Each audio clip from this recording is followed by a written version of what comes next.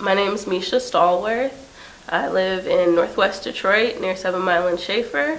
My family is from that area, and I've been back and forth between there and the suburbs for most of my life. I went to the University of Chicago for undergrad, did a year of City Year in Los Angeles, and also did my master's in social work and community organizing at the University of Michigan. I've always known that I wanted to live in Detroit, in a Detroit neighborhood, in a Detroit community.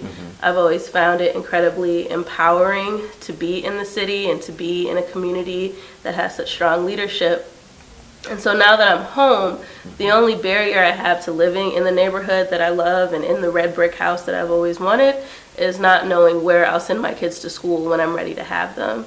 And I know that right now there are 100,000 kids and families that are dealing with that same challenge. And those with means are struggling with the busing and transportation to other communities.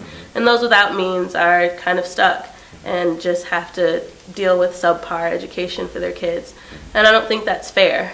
And I think that given the education and the skills that I've worked hard to develop, it's kind of a moral obligation to give back and try to make things better for my community and for the other people in it.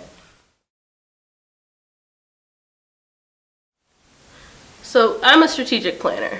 That's what I do at work. That's what I do by trade. That's who I am. I think about today, I think about next week, I think about a year, 3 years, 10 years.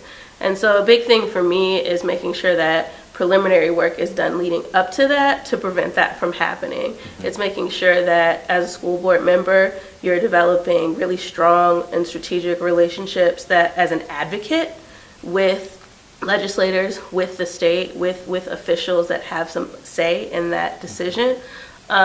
And so those are the kind of things that I would do leading up to it. Now, should all of that fail, which I don't think it would, because I'm that good, then I think in that moment, it would be time to look at our landscape and try to make some recommendations to mitigate the closures. Are they closing? Are we talking about straight failure? Are we talking about population? What are we talking about here? And are there recommendations that can be made to mitigate those closures?